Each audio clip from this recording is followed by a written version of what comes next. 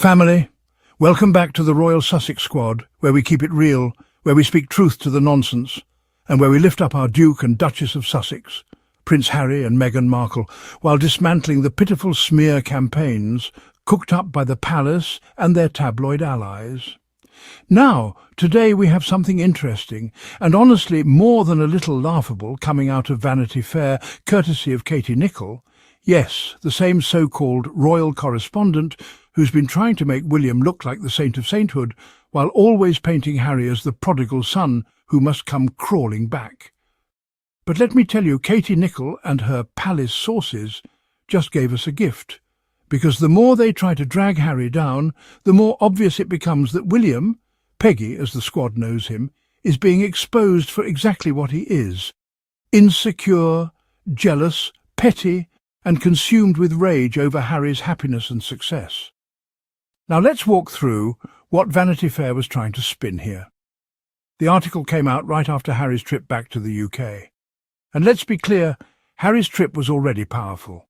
He visited his charities, met with people who genuinely love him, and represented himself as a man of purpose and compassion.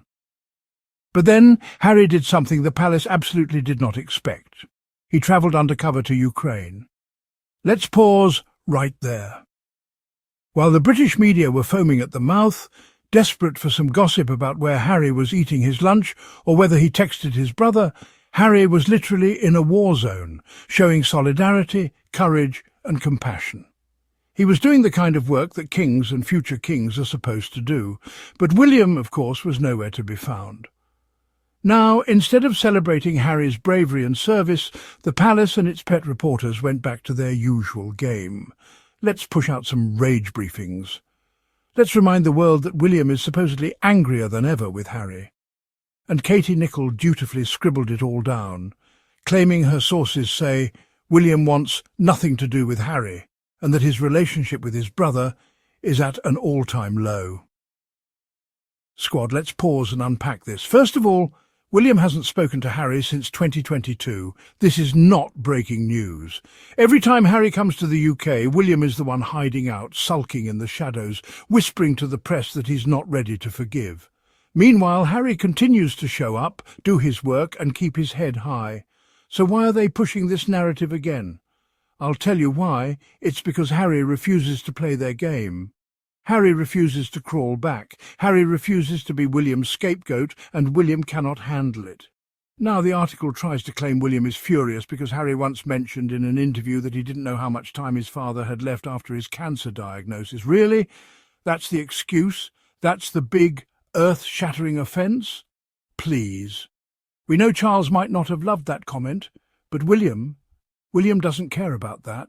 What William cares about, what eats him alive every single day, is the fact that Harry has built a life in California with Meghan, a life filled with love, purpose and freedom. And William knows deep down that no matter how many castles or titles he collects, he will never have that joy, that authenticity, that fulfillment. Katie Nicholl's piece even tried to emphasise how Harry loved being back in the UK, catching up with his charities, and how he hopes to bring Meghan, Archie and Lilibet back soon. Let's highlight that, because that is the real story here. Harry is making moves. He's on speaking terms with his father again. He has high hopes of reconnecting and making sure his children know their grandfather. Harry, unlike William, is capable of love that's not rooted in control and bitterness. Harry has regrets that his grandmother, the late Queen, didn't get to spend more time with his children, and he doesn't want the same thing to happen with Charles. That is a son thinking with his heart. That is a man who wants to heal generational wounds. And while Harry is moving forward with hope, William is still stuck in the past, stomping his feet like a child, insisting that he wants nothing to do with Harry. How pathetic is that? Imagine being in your 40s, a supposed future king, and all you can offer the world is gossip-fed temper tantrums about your younger brother. Let's be real. The palace thought Harry's latest visit would fade quietly into the background. They thought they could control the narrative. But instead, Harry overshadowed all their talking points by showing up in Ukraine. Do you understand what that did? It embarrassed the firm. It exposed their lack of imagination and awareness. While they're leaking nonsense about lip gloss and grievances from years ago, Harry is making headlines for doing actual meaningful work. And William? He's left briefing the press about how upset he is. It's actually sad when you think about it. William could have chosen differently. He could have reached out to Harry, could have embraced Meghan, could have built a modern, compassionate monarchy alongside his brother. Instead, he chose jealousy, bitterness, and hostility. And look at the result. Harry is thriving in America with Meghan and their children, while William is left stewing in his rage juices, as Vanity Fair so hilariously put it. And let's not ignore Meghan in all this. The British media desperately want to erase her from the narrative. But Meghan is the backbone of Harry's strength. Meghan is the reason Harry has been able to stand firm against this tidal wave of hostility. Meghan has given him a home, a family, and a life filled with purpose. And let me tell you, that's exactly why they attack her so viciously. Because Meghan represents everything William and Kate are not. Independent, intelligent, compassionate, and unafraid. So when Katie Nicholl tells us that William is more upset with Harry than ever, what she's really telling us is that William is jealous.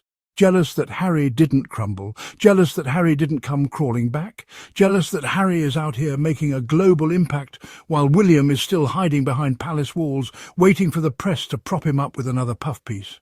And squad, this is just the beginning. Vanity Fair's article is the opening shot in what I call William's 2-week rage briefing. They'll keep pumping out stories, trying to make Harry look like the problem, when the reality is painfully obvious. William is the problem. William is the one closing the door on reconciliation. William is the one obsessed with control. And William is the one who cannot stand to see his brother happy. But you know what? That's not Harry's problem anymore. Harry has his family, he has his freedom, he has Meghan, Archie and Lilibet, and he has us, the people who see through the lies and celebrate his courage. So to wrap this up, if you take nothing else from Vanity Fair's little gossip piece, take this. The palace can spin and brief and rage all they want, but Harry's light is shining brighter than ever, and no amount of petty jealousy from William can dim that. Prince William is more upset with Harry than ever, wants nothing to do with him. Katie Nicholl at Vanity Fair had a somewhat interesting new piece, published last Friday. I'm sure it was supposed to be, Harry is flying back home to America, here's where things stand. Except that Harry ruined all of the palace talking points by travelling undercover to Ukraine on Friday. It seems a bit silly and superficial for the palace to still play these games while Harry was literally in a war zone. Still, why waste Nicholl's perfectly good sources close to Prince William? According to those sources, William is somehow remarkably even more upset with Harry than ever before. LMAO. Peggy's been stewing in his own rage juices. It seems Prince Harry loved being back in the UK and catching up with his charities during his 4-day tour, his official spokesman has said. Now sources close to the Duke tell Vanity Fair that Harry hopes to bring his family to the UK very soon.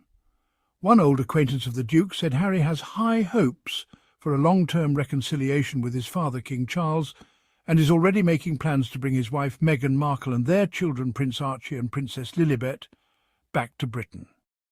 It pains him that Archie and Lilibet don't know their grandfather. One of his biggest regrets is that his grandmother, the Queen, didn't spend more time with his children. He's keen that he doesn't have the same regrets with his father. However, while Harry and his father are presently back on speaking terms, Vanity Fair can reveal that relations between Harry and his brother, Prince William, remain at a low point. Despite being in Windsor, just minutes from William and Kate Middleton's family home, Harry had zero communication with his brother. Their relationship is at an all-time low, a source, who knows the brothers well, said. It's as if something has pushed William even further away from the prospect of a reconciliation. He is adamant that he wants nothing to do with his brother. He is more upset with him than ever. It is thought that William was incensed about Harry's comments to the BBC, in which he said he did not know how long his father had left to live after being diagnosed with cancer. William was said to find the comments deeply offensive and insensitive. The brothers have barely spoken in the past 2 years, following the publication of Harry's bombshell memoir, Spare, in which he revealed how he and William had come to physical blows and had been sibling rivals for decades. William was also deeply upset when Harry revealed that Kate had not been welcoming to Meghan, and there had been an issue when Meghan had asked to borrow Kate's lip gloss. Meanwhile, Harry hopes that this latest visit to the UK will lead to him being able to return more often if the issue over his security can be resolved. After losing a High Court case and appeal for government-funded police protection, Harry, no longer a working royal, has to fund his own protection. However, this week's visit showed he can work and travel safely in the country. "I'm dying at those quotes about William," was the source trying to set him up and make him seem super childish. He is adamant that he wants nothing to do with his brother. He is more upset with him than ever. Harry and William have not said or written one word to each other directly since 2022, correct? And every time Harry travels to the UK, William is the one thrashing around, screaming, "I will never speak to Harry." So what happened?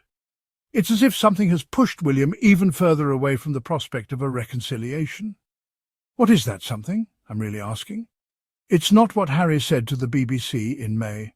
Please, William doesn't give a tea about Harry saying, "I don't know how much time my father has left." Charles cared about that, but not William. I think the something which pushed William further away was the dawning realization that Harry really isn't coming back to do Willie's work.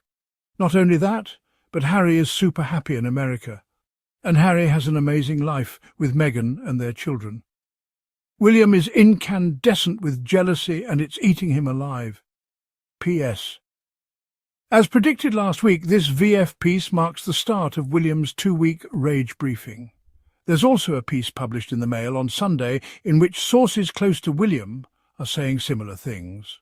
We'll cover talk about the Mail piece on Monday, alongside the Emmy coverage.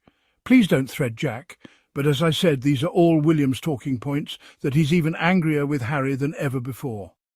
Now, squad, before I let you go, don't forget to hit that subscribe button, turn on your notifications, and if you'd like to support the channel, you can always show love through the Super Thanks feature. Every single contribution helps us keep exposing the truth and uplifting Harry and Meghan against the nonsense. And as always, thank you for being here, thank you for riding with the squad, and thank you for keeping the Sussexes lifted in love. Until next time, stay strong, stay positive, and stay Sussex.